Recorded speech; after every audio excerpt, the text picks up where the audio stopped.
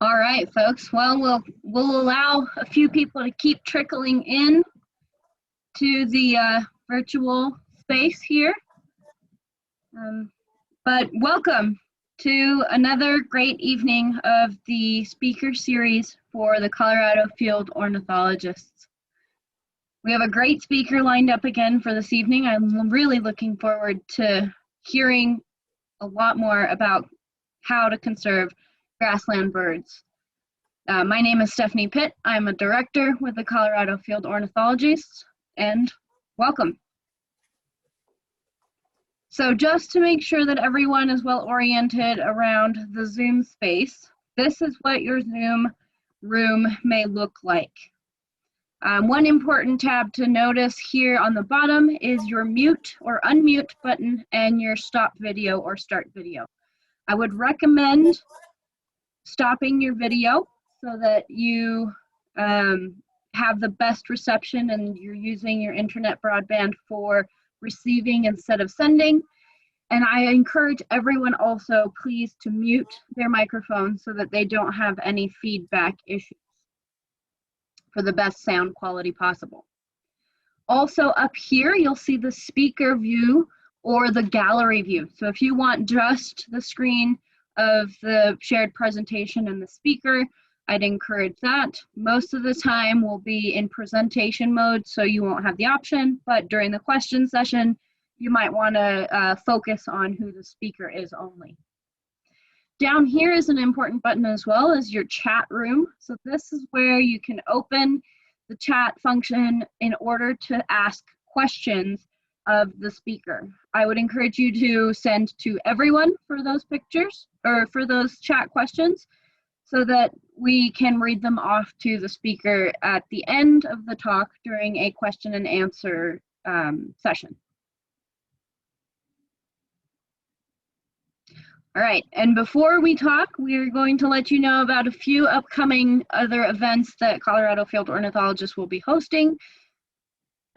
Importantly, out of our birding skills workshop, first we have Ted Floyd next weekend, next Sunday, same place, same time. There has been a circulating advertisement about it with the pre-registration link so that you can get the email similar to you did the experience you had this evening. It'll be another really interesting and useful talk on how to use eBird, a platform for reporting your bird sightings and sharing that data that you've collected as a citizen scientist with other ornithologists and birders in the state and across the nation.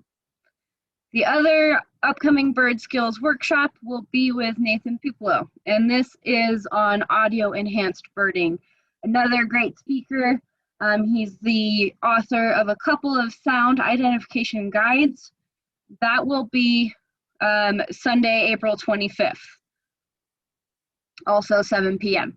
And also look for a pre-registration link through Zoom. We also will have, so this is the speaker series here with Arvind tonight. That is a quarterly series.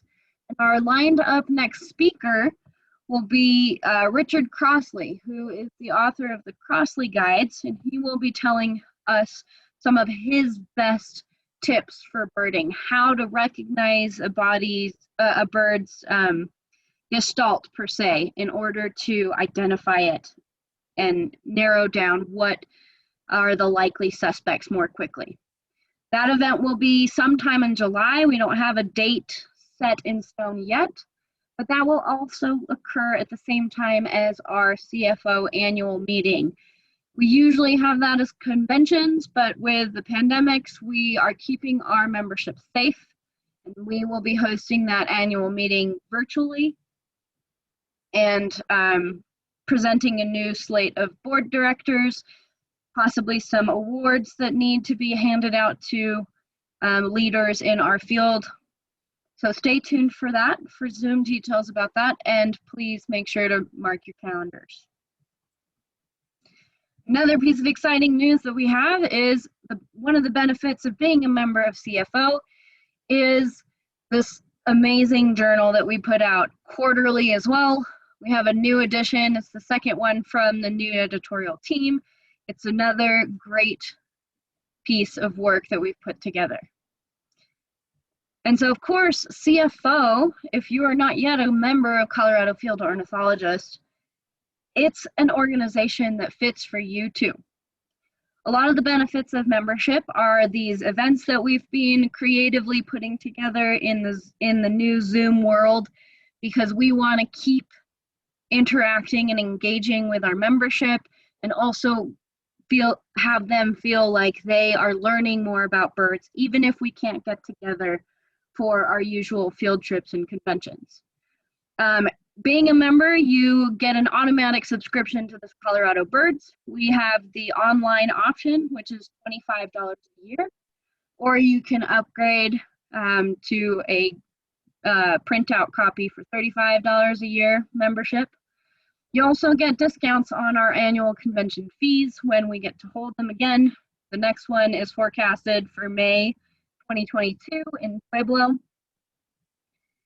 Again, we're waiting on a firm date for that, but come to our July annual meeting this year and we will have a date for you by then. You also get some early sign-up opportunities for the wonderful field trips that we have at conventions that include both Ted Floyd as a regular field trip leader and Nathan Puplo. They've both guided trips in the past and imparted on their trip guests some of their knowledge and their skills and just a little bit better know-how on how to be a great birder. We also typically host quarterly field trips, which we've come up with this birding skills workshops as a way to keep honing your skills until we can come back together for in-person field trips. A CFO membership also includes discounted memberships to one of our other partner organizations, the Western Field Ornithologists. And next but not least, we also do a Covert Listserv, so that's an email listserv. We have a very dynamic and interactive Facebook page where people can post pictures and ask for identifications and find other like-minded bird folks out in the world and in their community. And we also have a CFO photo contest on that Facebook page where members can submit their pictures and get bragging rights for being on the banner of our website and our Facebook page. And there's a lot more to being a member as well. So consider joining us if you haven't yet. It's only $25 a year. We do a lot to advance birds and birding, and you can find the details at our website, cobirds.org. And another really great perk of being a member of CFO is participating in our awesome events, like our upcoming inaugural first year Colorado Birding Challenge. That's going to be May 8th. That is creeping up on us pretty quick here. And it is our state's version of a big day. So as a team, go out and enjoy a beautiful day of birding and try to detect as many species as you can. There's a lot of fun in that, and for those that enjoy the challenge or just the opportunity to know that you're going to go birding for a day is worthwhile. There's 4 different teams: an automobile team, a green team, so no fossil fuel burning team, a youth team, and you can also do a photo audio category. So that is a documented category of your sightings. Another aspect of that is try to collect pledges with your team of your community in order to donate those pledges to help conserve Colorado birds. And this is where we're actually partnering again with the Bird Conservancy of the Rockies in support of their extremely important grassland bird conservation work and research that they've been doing, which we are lucky enough tonight, Arvind will tell us more about and inspire us to go out and support the wonderful, wonderful work that they're doing. Later on in the talk, I will show you our webpage and we can see how to register a team and how to participate.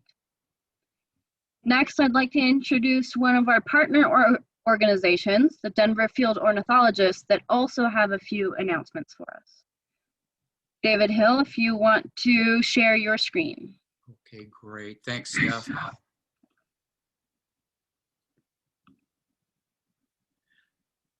I'm David Hill. I'm president of Denver Field Ornithologists, and it's just great to be here with you tonight, Steph and Nick, Arvind. Thanks for allowing me to join you.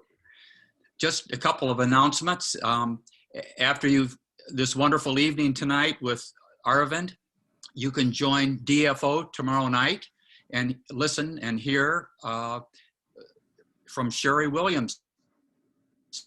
At 7 o'clock tomorrow night, she'll talk about hummingbirds and their migration and their behaviors, and she's a national well-known speaker, and you're all welcome to join free of charge, but you must register in advance at DFO's homepage.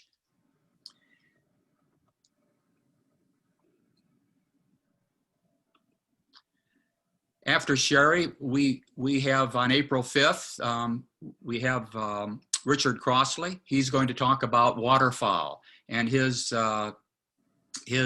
experience driving across from his home in Cape May, New Jersey, up into Canada, and his stories along the way.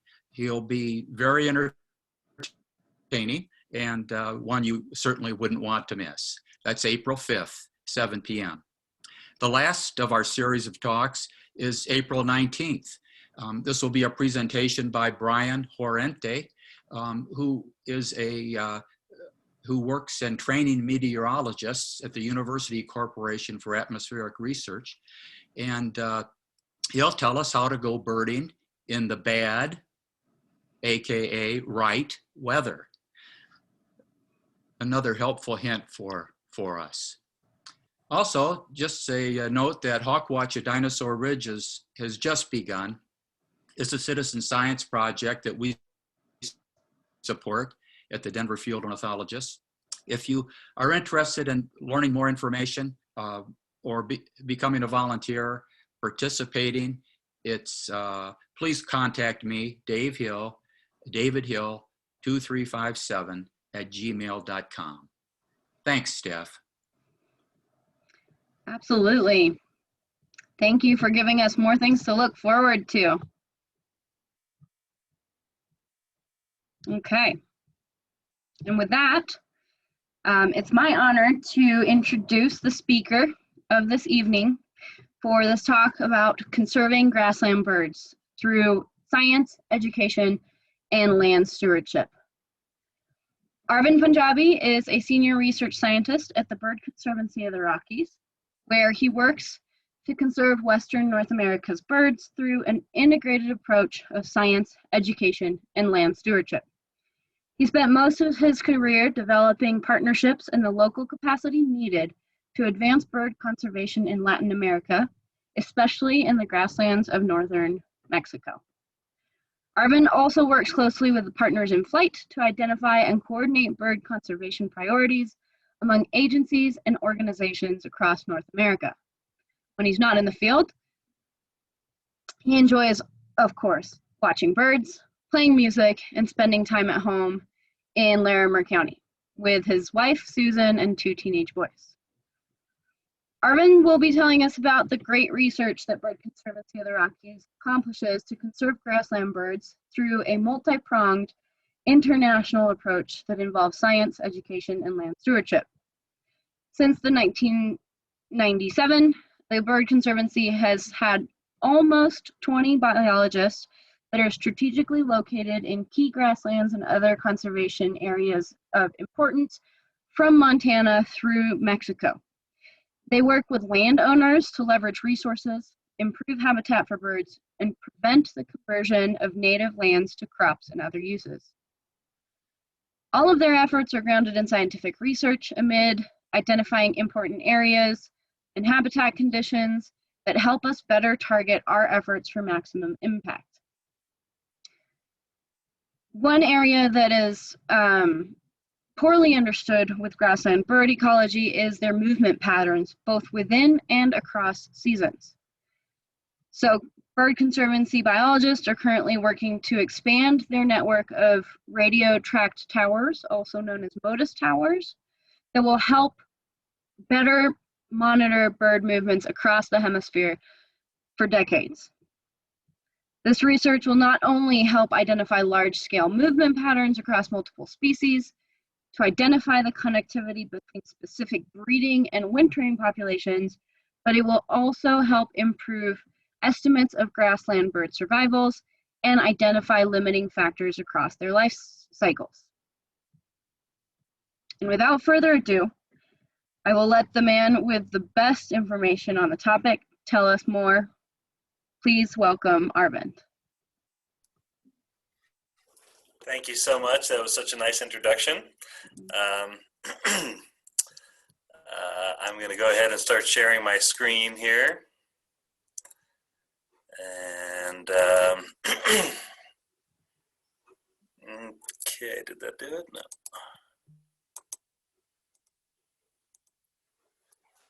There we go. I hope you're seeing my screen now. Put it into presenter mode. How's that? Looks good.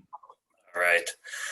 Well, thanks so much. It's nice to connect with everyone here, although I can't see all your smiling faces out there. It's nice to know many of you in the audience tonight.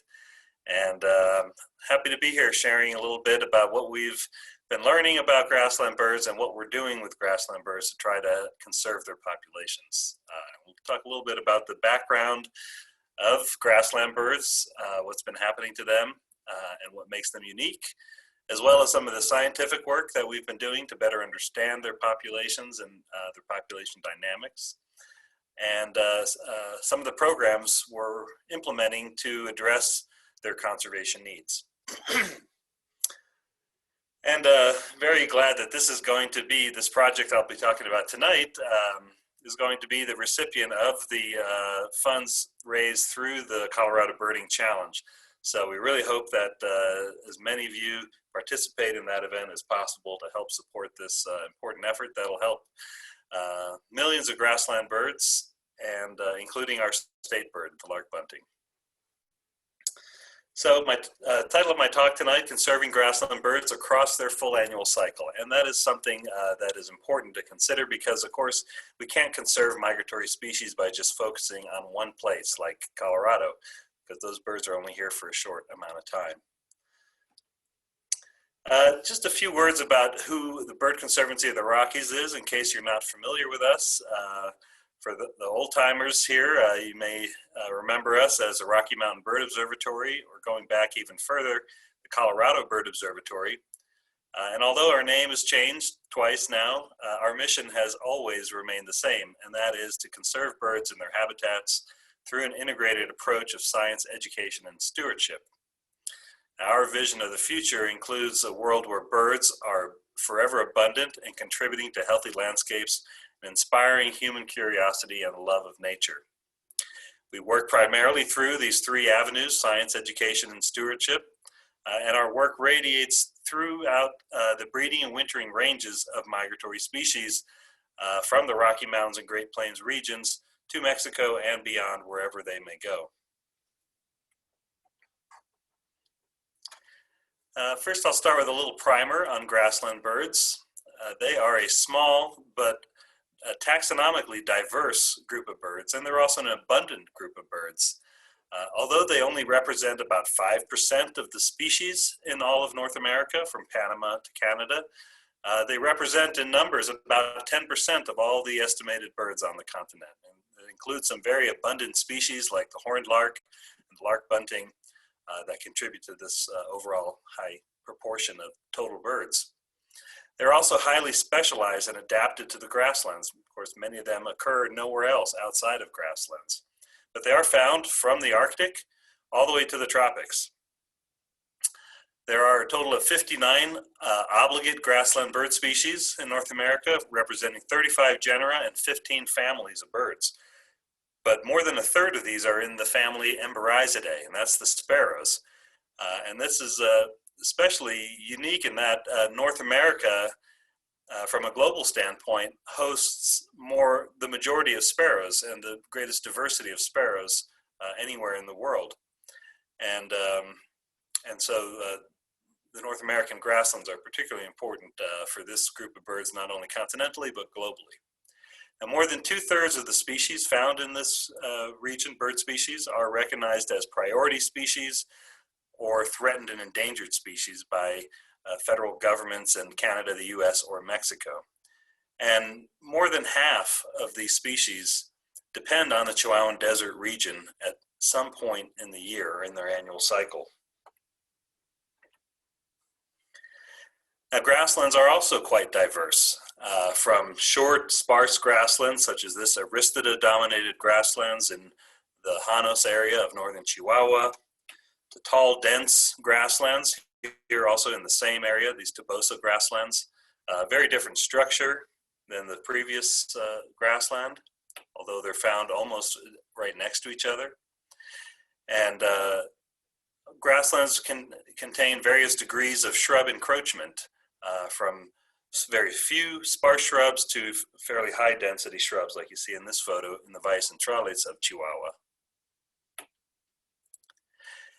And of course, the grazers within this grassland ecosystem are incredibly important for shaping the physical structure of the grassland and creating niches for many different birds. Here you see these bison literally creating the spaces between the grass through their grazing patterns that then become important micro habitats for grassland birds. And some of you may be familiar with this graphic. It was produced by Fritz Knopf, who was a researcher here in Colorado, studied grassland birds for many, many years. And what it shows is that grassland birds each have their own unique niche within the continuum from very short, sparse grass and mostly bare ground to taller, denser grasslands with more shrubs. And you can see there's quite a few species that are specialized on that low end of the spectrum with very low grass cover and low grass height, and a few species more in that mid-range and more structurally complex range with shrubs as well. Some of you may also be aware of the paper that was published a few years ago by Ken Rosenberg and myself and some other colleagues that identified a loss of nearly 3 billion birds from our continent just since 1970. And grassland birds were a major contributor to that loss. In fact, 1 out of every 4 birds lost since 1970 was a grassland bird. And in total, we've lost more than 53% of all the grassland birds that we had just in as recently as 1970. Fully 75% of grassland bird species are showing statistically significant negative trends. And in total, we've lost over 700 million grassland birds since 1970. But even more troubling is that birds that winter in the Chihuahuan Desert region have declined twice as much as other grassland birds on the continent. And they've lost more than 70% of their populations in total across all species just since 1970. So what is it about the Chihuahuan Desert region that is so important and is so seemingly important in the declines of these birds? Well, if you look at the central grasslands ecosystem, you see that the Chihuahuan Desert represents this southern end of the ecosystem.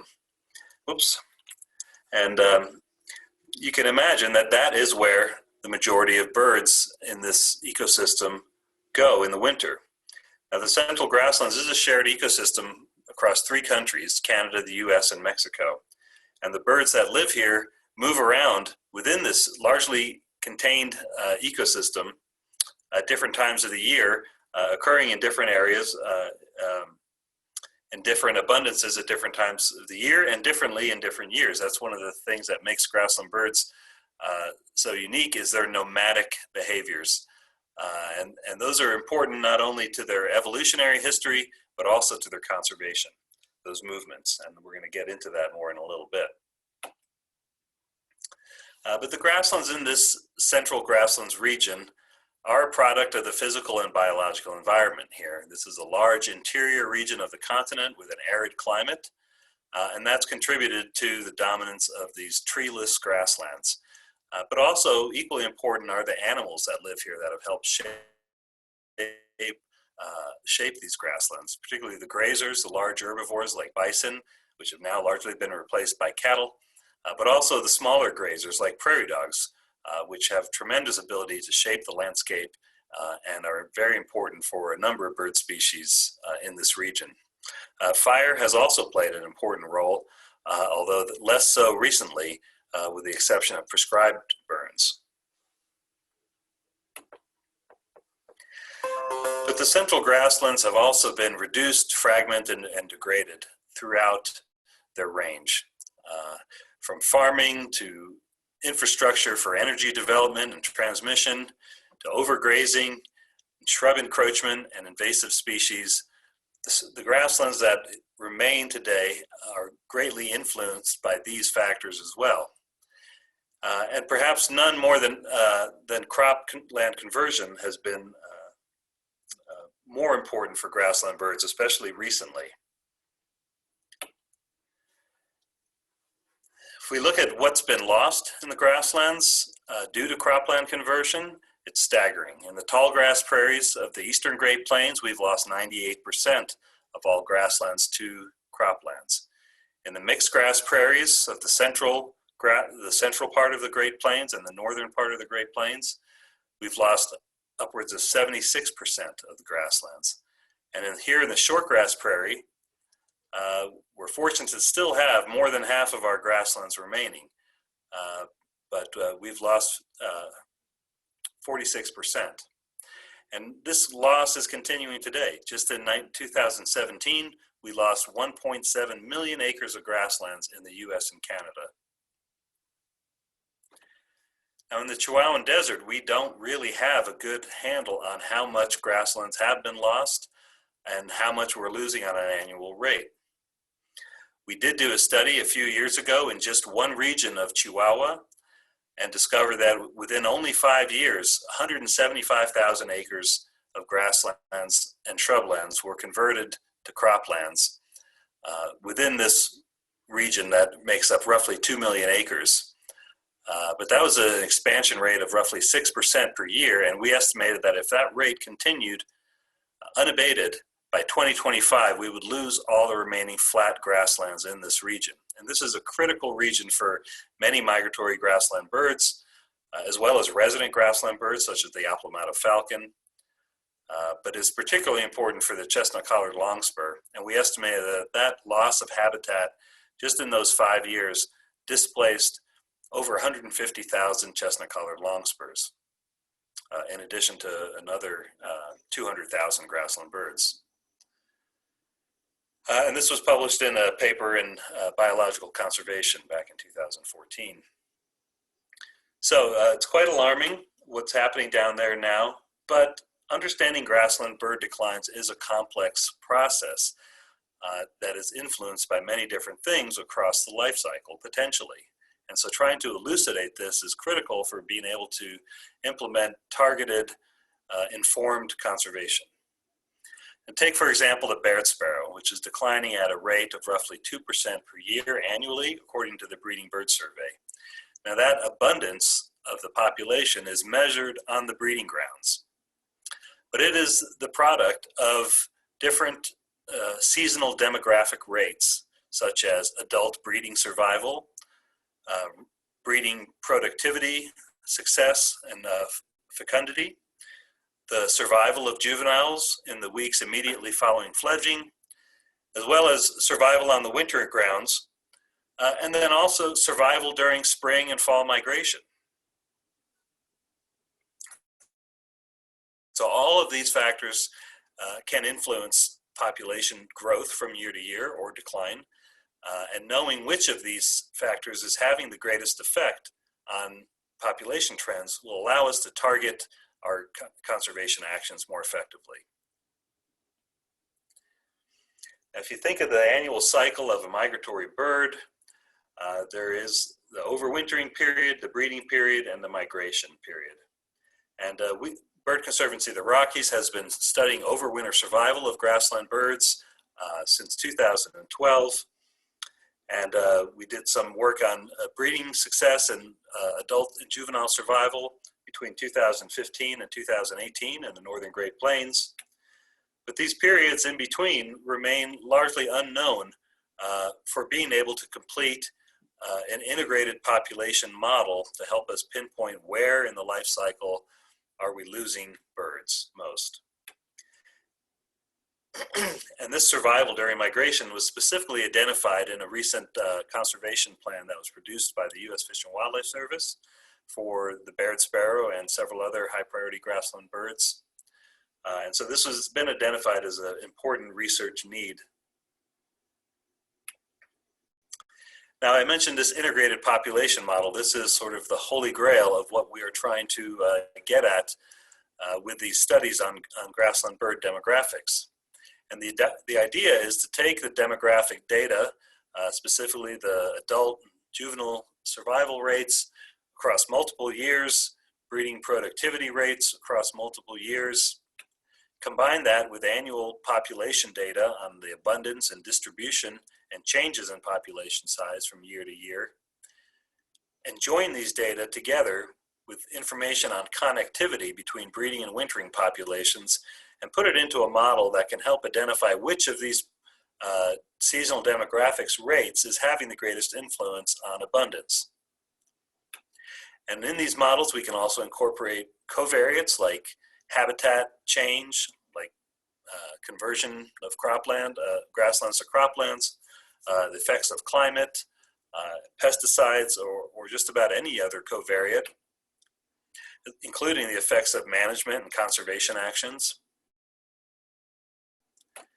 And then generate results that will identify the seasonal vital rates with the greatest influence on population change that can then allow us to identify priority areas and priority actions to focus on, as well as key stakeholders we need to engage. So this is sort of what we're after with our grassland bird research program. And we're currently now developing the first iterations of this integrated population model for the Baird sparrow. But we'll be continuing to work on these models for a number of years to refine them, improve them with more data, include more information on covariates, and to try to really help refine them so that we can rely on them for conservation actions. Now, we do have a little bit of information on migratory connectivity and migration on Baird sparrows and grasshopper sparrows through some work we did together with a number of partners, including Audubon Society and U.S. Fish and Wildlife Service and a few others, University of Manitoba. And this was work done with geolocators, which are devices that you can attach to the backs of birds with a leg harness, and they measure the daylight and can track locations, movements of birds at a fairly coarse level. So this map you see on the left here is a single bird, and it was breeding at this location in southern Alberta. So the small dot to the left of the big blue blob there, that's where his breeding grounds was, and we tagged it there in the end of June. And it only spent a couple weeks there before it left, and then spent the rest of the summer in this area of southern Alberta and northeastern Montana. We don't know for sure what it was doing there, but we presume that it was molting. And these are male Baird sparrows. And then by the end of, or about the middle of August, it quickly departed and headed south and arrived on the breeding ground, or the wintering grounds, excuse me, in Chihuahua around the end of August. So it didn't spend very much time in migration. And we did get some tracks on the migration path going northward as well before the battery on the geolocator gave out. And what it suggested, and you can't quite tell it from this picture, but it seemed to, in the fall, have a more easterly path going through the western edge of the Great Plains, whereas in the spring, it appeared that the birds were flying straight over the mountains to get back to their breeding grounds in Montana and the northern Great Plains. Now, the data are sparse, and there's a lot of uncertainty around there, so this is where Modus really can come in and help fill some of these information gaps and improve our knowledge of movement patterns, both long distance and local movement patterns. So what Modus is, it's essentially involves a network of towers, like you see on the left here with antenna on the top to pick up radio frequencies emitted from radio transmitters that are attached to the backs of birds, much like the geolocator you saw in the previous image. And currently, there's a network of Modus towers that is being built across North America and into South America. And as you can see, it has a focus primarily in the eastern United States and along the coasts. It's being used a lot for shorebirds, but many other species of birds as well. But as you see, in the central grassland region and the West in general, there's very little network built out yet. So this is what we hope to rectify. And the nice thing about Modus is any of these towers can pick up any bird tagged anywhere. So the network itself does not just belong to the researchers who installed the stations, but it can be used by any bird that's been tagged that would potentially be picked up by one of these stations anywhere in the United States. So although we are focusing on expanding the network in the Great Plains for grassland birds, it'll also serve for shorebirds and just any other bird that carries a Modus tag.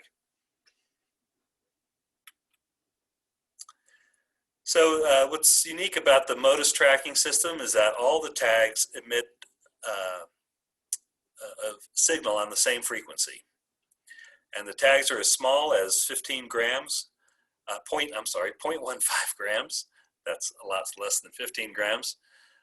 And they do include a battery, and the battery is often the limiting factor of the lifespan of these tags, but they are now just coming out with solar power tags as well, and even hybrid models where the solar panel can recharge the battery.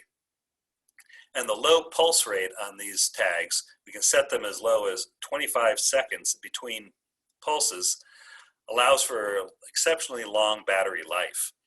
So even with a conventional battery and a low pulse rate of 1 pulse every 25 seconds, the tag can last upwards of 400 days, one of these small half-gram tags. So pretty neat technology. We've put a few of these tags on birds so far. We're just getting this network up and running. So one of our main objectives for the next year or two is to really test out the technology, get a better handle on it, understand its limitations, and try to improve it there so that we can really start to use it on a large scale. So what each Modus station essentially consists of is a set of antennas, a bunch of cables, the tower itself, and a computer station. And there's a few different options for these computer stations. You can even make your own. There's instructions for how to build these on the Sensor-Gnome website. But we found that given the cost of all the materials and the time it takes to build these things and to do it well, that if you have the money, you're better off buying one of these hardwired units that are produced by cellular tracking technologies.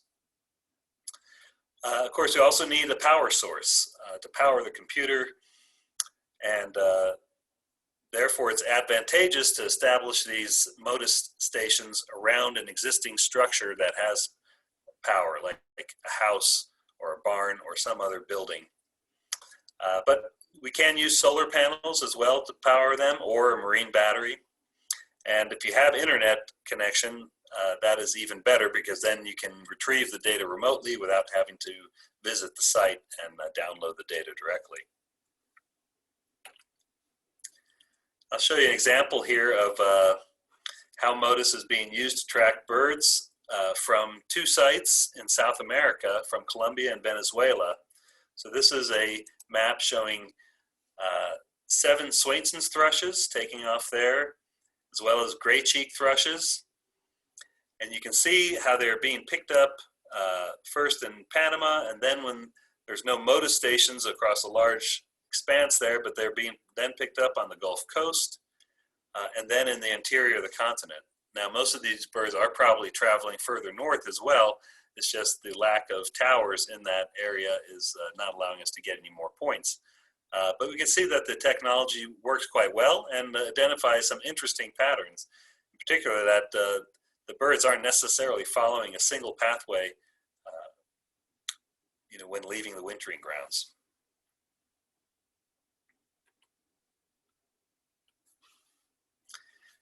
Now here's our plans for Modus currently in the next 2 years or so.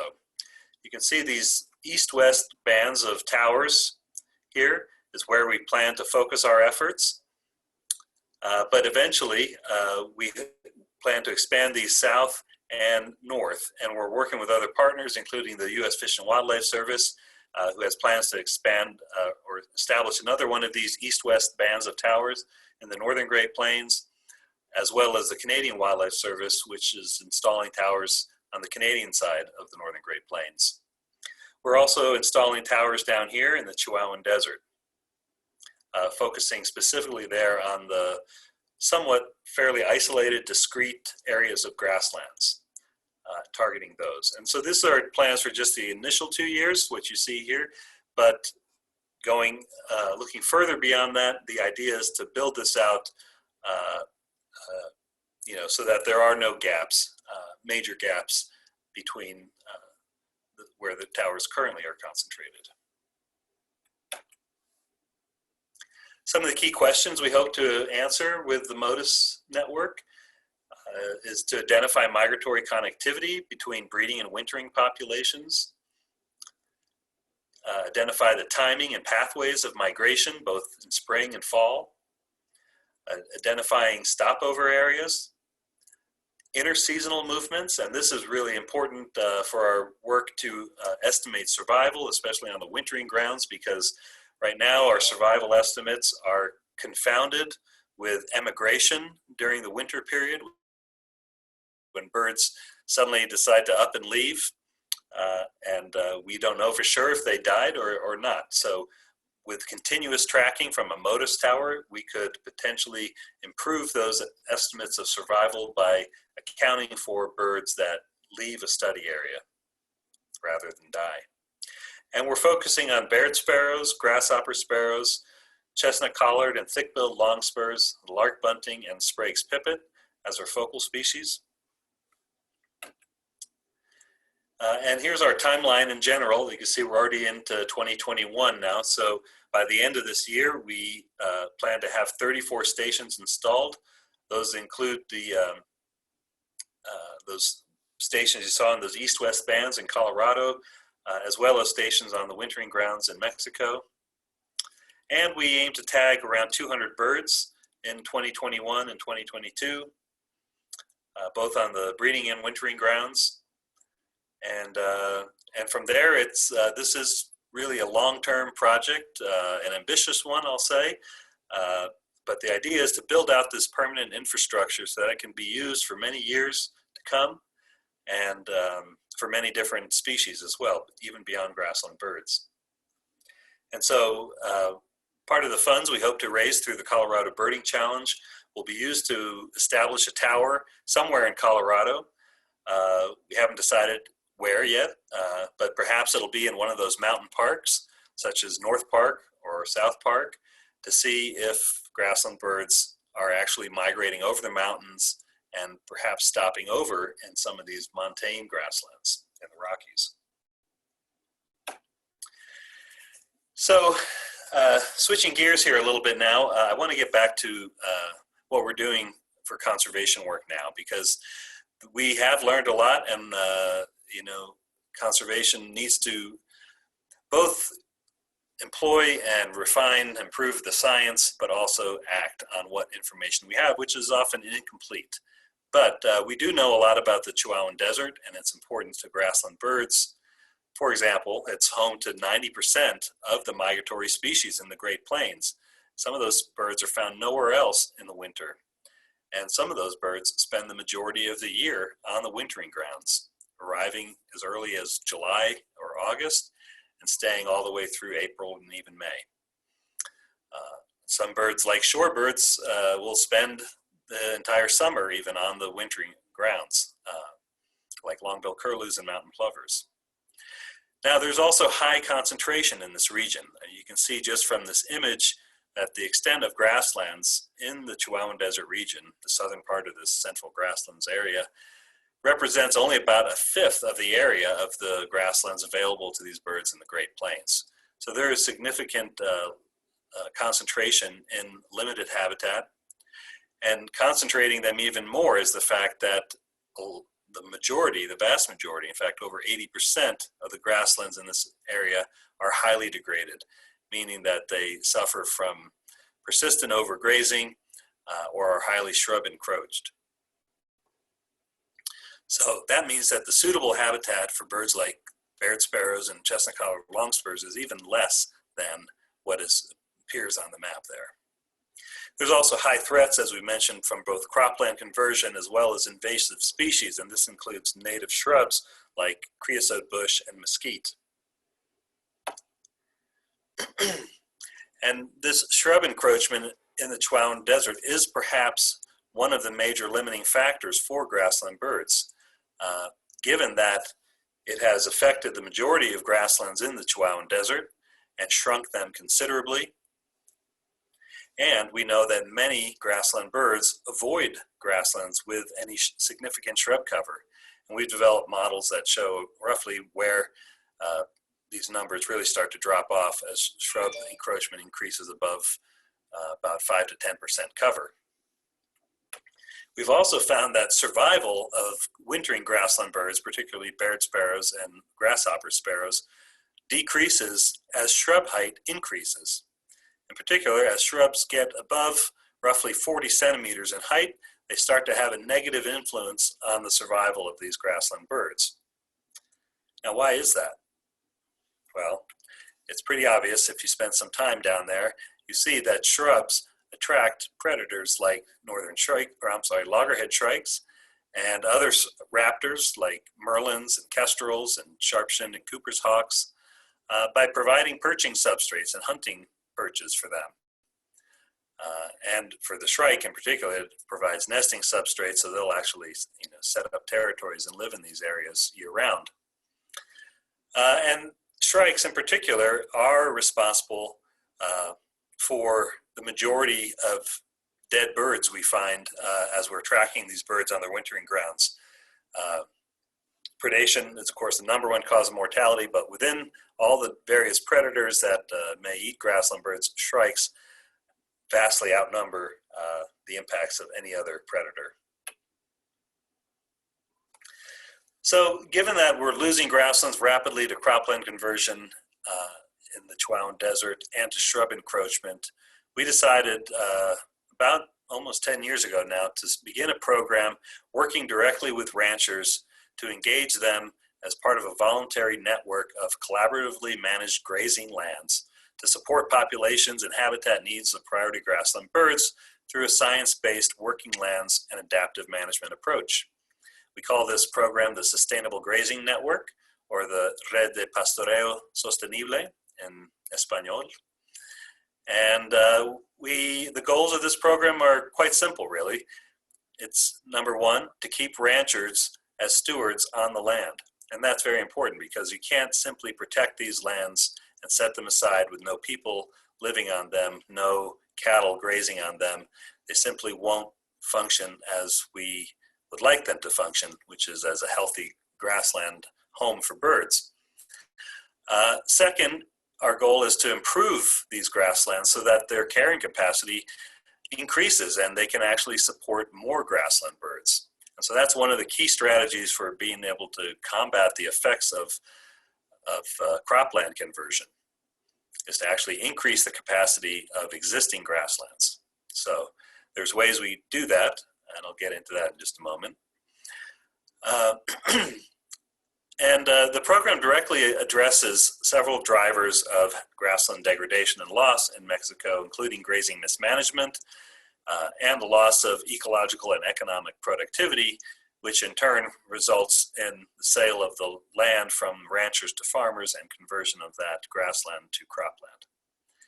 The program also includes a protection clause.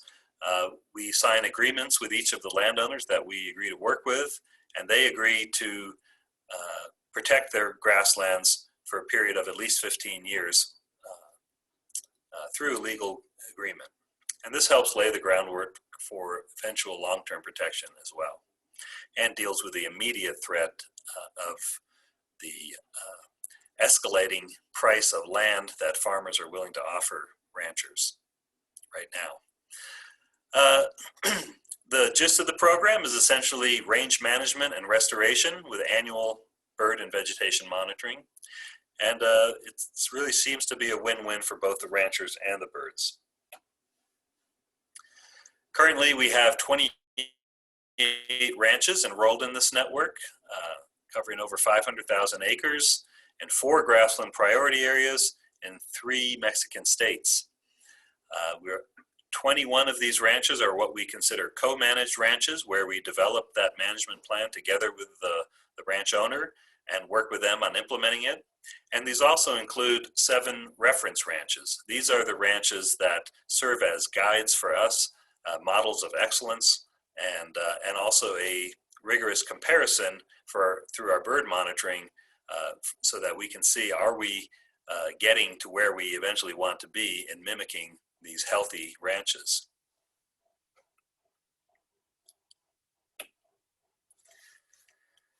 So as I mentioned, the gist of the program really is integrated bird habitat and range management.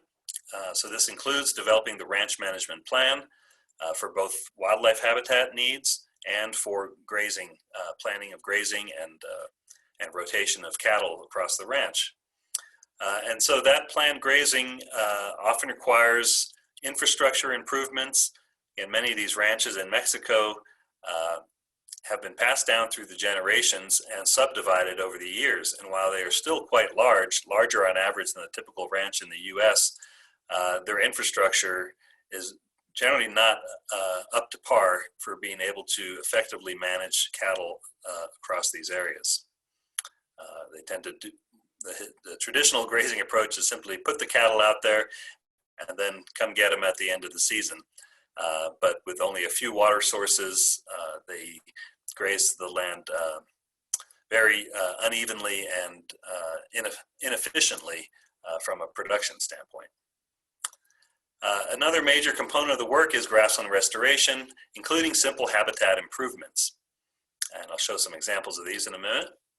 And of course, we provide technical assistance and support in implementing the plans and the range and habitat improvement projects. And it provides great opportunities for outreach and education with the landowners and their staff. Up here on the right, you can see an example of 2 ranches and the planned grazing infrastructure that is part of the management plan. Some of the accomplishments we've had to date, we've produced 17 of these management plans so far. We have another 4 in progress right now. We've treated 1,500 acres of barren soils through a technique known as keyline plowing, which breaks up the hard surface and allows water to penetrate the soil and for seeds to be captured, and provides better conditions for germination and reestablishment of vegetation in these areas. We've also installed gabions to reduce erosion in ephemeral streams. And we've restored nearly 5,000 acres of grasslands through mechanical shrub control by physically removing shrubs from these grasslands. Plows or tractors or grubbers. We have, on the range management side of things, implemented or installed 157 kilometers of new or retrofitted wildlife-friendly fencing. It was with smooth wires on the top and bottom and raised bottom tier so that pronghorn can pass through safely. We've installed 5 solar water pumps for water distribution systems. Water is, of course, essential for ranching, just as important as the grass. We've installed 60 kilometers of buried water distribution lines across these ranches, installed 14 water storage tanks, and 51 livestock and wildlife watering troughs. And these are used by pronghorn and birds. Of course, each one has a escape ramp built into them. We've also implemented a number of simple conservation solutions on these ranches, including the installation of 68 protective nest cribs for Aplomata falcons. We've installed 172 of these stock tank ladders to prevent accidental drownings. And as you can see in the photo here, the birds don't actually use the ladders so much to escape. Once they're installed, they use the ladders to safely access the water to drink. We've also capped more than 158 open pipes to prevent accidental bird entrapment and deaths on these ranches.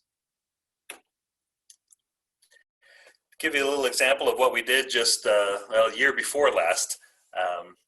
50,000 acres of range improvements that impacted over 20,000 acres of grasslands, and implemented grassland restoration practices on almost 1,300 acres, including shrub control on 375 acres and keyline plowing on 921 acres. You can see the effect can be quite immediate from the shrub removal. You see this photo taken in March above, and just 6 months later, you can see that the grass has returned vigorously, a lot fewer shrubs, and a lot better habitat for birds, grassland birds. And we do leave some of the trees at the rancher's request because they are also important sources of nutrition for the cattle and shade. And of course, they provide some nest sites for some birds that we care about as well. Show you a couple other images of some of these range improvement projects, restoration projects, things that we will be doing with the funds raised through the Colorado Birding Challenge. More projects like this, taking these transformed grasslands that have been encroached by shrubs like mesquite, taking those out mechanically without the use of any chemicals. And here you see a year later, this area is a lot more hospitable for birds like chestnut-collared longspurs and Sprague's pipits. Another example here of the keyline treatment. Again, we target this in areas that have been impacted by cattle, compacting the soil, and there's very little vegetation growth. But by breaking that up and allowing the water to penetrate, within a year, we can transform these places back into healthy grasslands. Another example here, this site is in the Janos area of Chihuahua, and this is on an ejido, which is a communally owned property, and again, 1 year after restoration. So it is possible to restore grasslands. I mentioned we do bird and vegetation monitoring as well on all the ranches, and you can see a map here on the right of the transect layout stratified by different types of grasslands. We monitored 27 ranches in the winter of 2019-2020. We just finished monitoring again this past winter. Over 600 line transects surveyed, and we do vegetation surveys along each of those transects as well. We are working on a redesign of our monitoring program, but that will take effect. That took effect just this past season. We don't have results to share from that yet. And I wanted to show this graph here of our vegetation trends, which do not look so good right now, especially the last 3 years have been exceptionally dry years. In Chihuahua, it's been a prolonged drought there, so the vegetation trends are not looking very good right now on our ranches. But this is important information to have so that as we go forward, again, we have a baseline to compare to. But while the vegetation trends are not looking so good, the bird trends are fortunately looking a little better. You can see here several species that have either roughly stable or slightly increasing trends, including Sprague's pipit, which actually had a significant 15% per year annual increase on our co-managed ranches. And in total, we estimated in 2020 that the network of ranches supported over 11,000 Sprague's pipits. Different suite of birds here, but again, mostly stable or increasing trends despite the 3 years of drought most recently. And again, information showing the importance of this network of ranches for our grassland birds. Nearly 200,000 chestnut-colored longspurs supported in the winter of 2020. And again, this was under drought conditions. So in a better year, those numbers would likely be much higher. Again, mostly stable or increasing trends, and an estimate of over 12,000 Baird sparrows on these ranches, again, during a drought year. So, information is useful on many levels. We are continuing to grow the network slowly and strategically. We are nearly maxed out at our capacity, so we also need to train more private lands biologists and extensionists that can do this type of work, and increase the funding supply for it. We're working with the Mexican government to hopefully get their support in growing this program and implementing it in more places. We hope to enhance another 20 to 40,000 acres per year in the coming years and restore in between 100 to 500 acres per year through those more intensive restoration techniques. We'll be installing these attractive signs at the entrances of all the ranches this year and creating a website for the program. As I mentioned, we've redesigned our monitoring efforts, and that'll be moving ahead in the coming years. And working more closely with the people, get their feedback on the program, learn what motivates them to participate. Is it just the financial assistance, or are they actually getting interested in the birds, the environment, better understand their motivations. Also share with them the results from our monitoring to begin adaptive management on these properties. We're also planning a Encuentro Ganadero, which is a meeting of the ranchers. This will likely be postponed till 2022. It was planned for this year, but with COVID still ongoing, it's not a safe time to get people together. And we want this to be a success, to bring ranchers together so they can feel more part of something and build closer ties with each other and with us.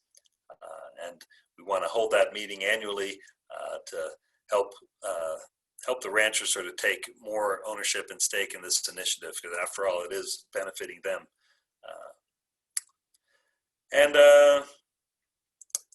Yeah, so that's where we're heading with this program, the Sustainable Grazing Network. And I want to thank the many different partners that make all this work possible. And we're excited to add CFO to this group of supporters in the future. So with that, thank you very much for joining us tonight, and happy to answer any questions if there's time.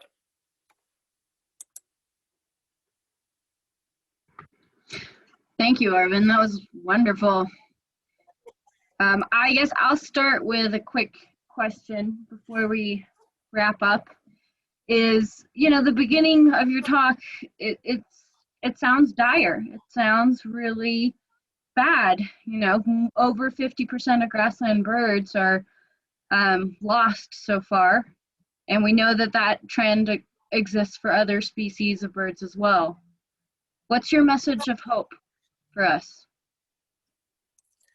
Well, my message of hope is that we're starting to get a better understanding of what is going on. We are also getting the attention of many more people now. One thing we started last year, which is ongoing this year, is we began a process called the Grassland Road Map. And this is a multi-stakeholder initiative to get sort of all the stakeholders on board, flying in the same direction and sharing resources, sharing the vision of what we want to achieve, and really creating that vision and selling it to the world so that we can get the support we need from governments and the public to move forward with an aggressive agenda to protect America's grasslands.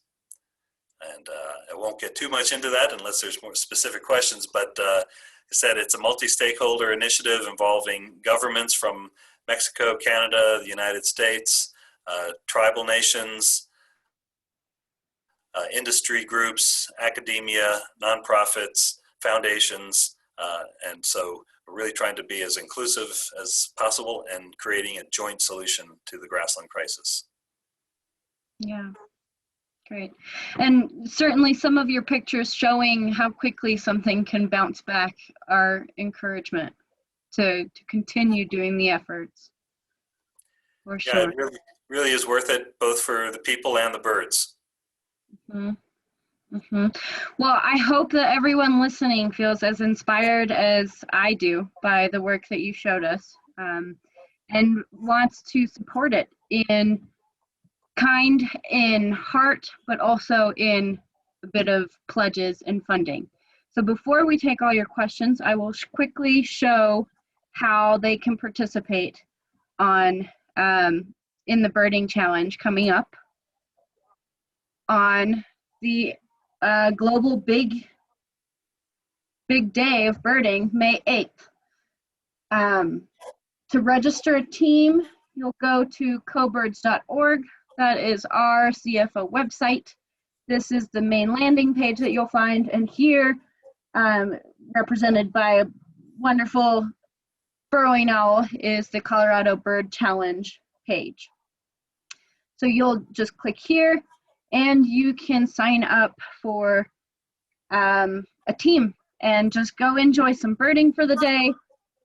Also possibly plug into your network and ask your network to support your birding, but not just your birding, also the Bird Conservancy of the Rockies' main mission and research and putting this Modus station together and their great collaboration.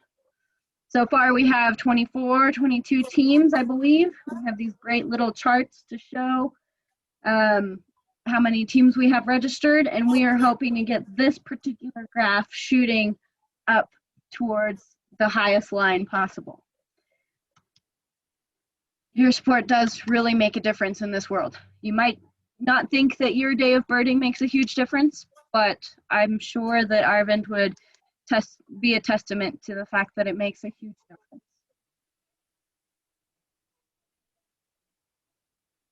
So with that, let's start with questions.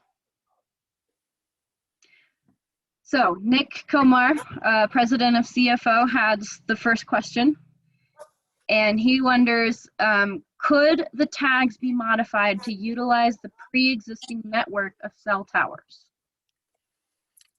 Could what be utilized, I'm sorry? Could the tags, the bird tags, be modified to use the pre-existing network of cell towers?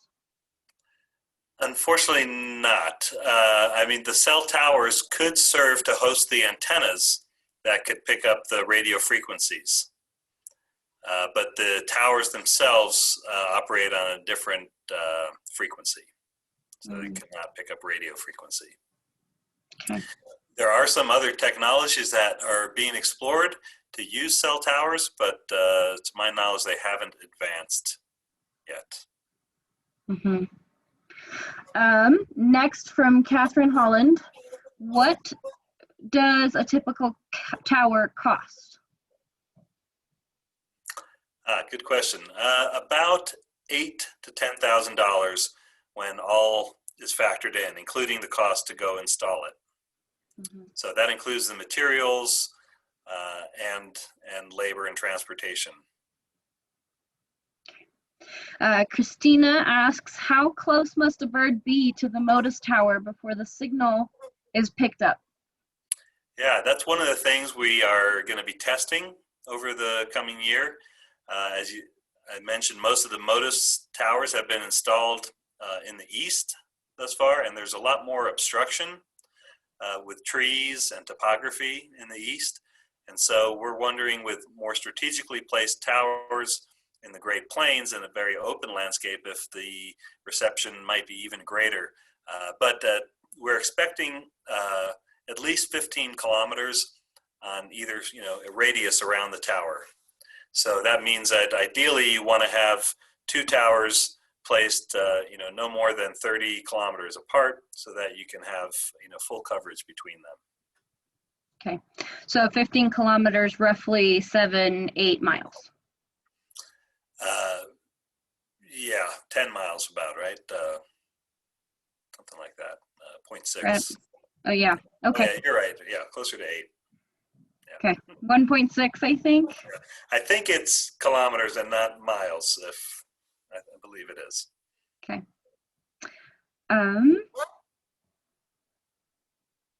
See, a lot of comments of how interesting this was and how fantastic your projects are.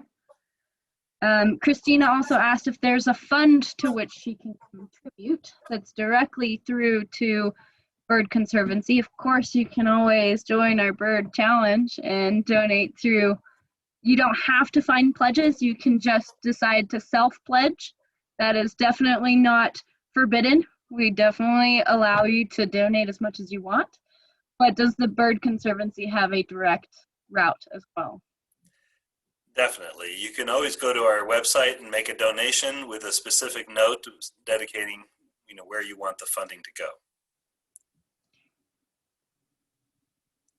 Thank you for thinking of us. Yeah. Mm-hmm. But of course, like we said, we'd love to have you join the Colorado Birding Challenge and make this a fun and successful event. Okay, and then we have one more question from Peggy. Before last question at least, is if the Bird Conservancy incentivizes ranchers to participate in this habitat improvements through a financial money incentive. Yes, there is a financial incentive, and that is that we will help them implement their management plan, which often includes some infrastructure needs to facilitate the grazing plan that we develop with them. So we cost share on those projects and offer part of the money. They match us. And so it's a joint effort, but there's definitely a financial incentive right now. And that's what we want to learn more about, is how important is that financial incentive versus other motivations for participating. Mm-hmm. Kevin Ash has a question. Is shrub encroachment problematic just because it encourages predator species? Well, that is one of the effects, that it encourages or attracts predators, avian predators in particular. Other grassland birds simply avoid shrubby grasslands. Now, if they're avoiding them because they know they're riskier because of more predators, or for some other reason, like they simply don't feel safe because they can't see as far, that there may be those kinds of perceptions by the bird, but it essentially is related to predation as far as we can tell. Is there also a water question with shrubs kind of pulling deeper source water and more moisture away from the herbaceous cover? I don't know about that, but I have heard that once shrubs begin to dominate in a grassland, it does change the soil chemistry, including some of the microbes found in the soil. It's a little bit beyond my own realm of knowledge, but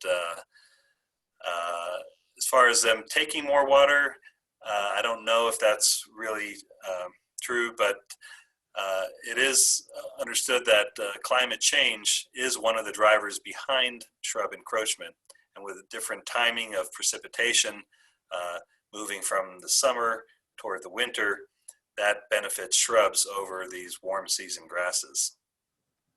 Mm-hmm. Mm-hmm. I'm curious, that's the rest of the questions that we have that came up into the chat. Thomas Hall does have a comment that this would be a great talk for the CSU Protected Areas Management course, which is an international course for Spanish-speaking countries during the summer.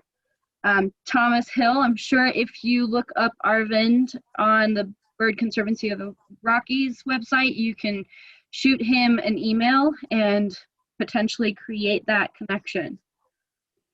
I also am curious if, so you said earlier that the antenna could be attached to a cell tower, but a cell tower itself cannot serve as a receptor. What if, can that antenna be attached to other type of towers or such? For example, virtual fencing towers? Yeah, what's a virtual fencing tower? It's a new practice for range management, or it's a technology that's used more in Australia and New Zealand that's starting to pick up some steam here in the US. But I know of the SILT BLM office that is going to be establishing a network for virtual fencing to control cattle without actually using fence on the landscape. They plan on putting a few towers in the Eagle, on high points around the Eagle Basin that I think we could slap an extra antenna on, maybe. Oh yeah, so for sure, existing structures is definitely what we aim for to install these towers. It makes a lot of things easier, and we want to get them up as high as we can. So if there are opportunities like that, those are ideal for tower installation or for the Modus array, antenna array.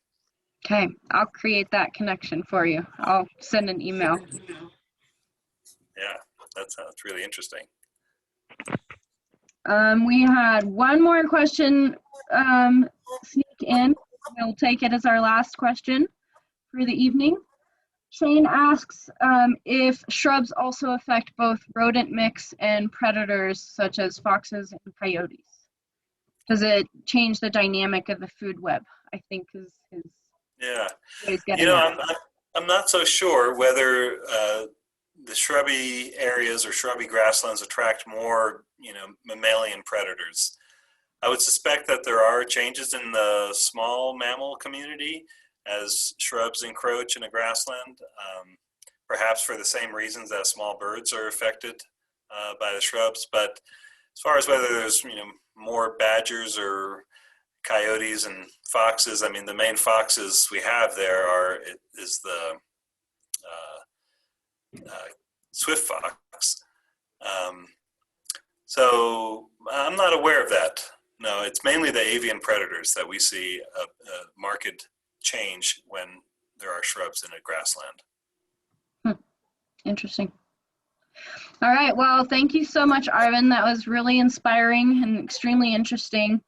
I look forward to supporting your mission and your work, your very valuable work in the grasslands, and hope to have a really successful event so that we can really help you achieve your goals that you set out very nicely for us for this upcoming year. Well, thank you so much. This is wonderful to connect with all of you and share this information, and I really hope everyone participates in the birding challenge. It's going to be a lot of fun. I'm looking forward to seeing some grassland birds and some spring migrants and lots more. So. Yes, there's nothing like the promise of a birding day. Yep. Feel free to join my team. It's all open right now. Are you doing a team in the Fort Collins area? I decided to pick Morgan County. I haven't birded there much, but it's not too far from here, and will just be a complete change for me. So. Yeah. All right. So you've heard it, folks. If you want to get out and do some birding with a grassland pro in Morgan County this May, his team is open and he's looking for some teammates. Thank you all so much for joining us this evening. It's always a pleasure to get together, even in these Zoom rooms. It still counts for getting together and getting our bird on. Thank you and have a great night. Thanks.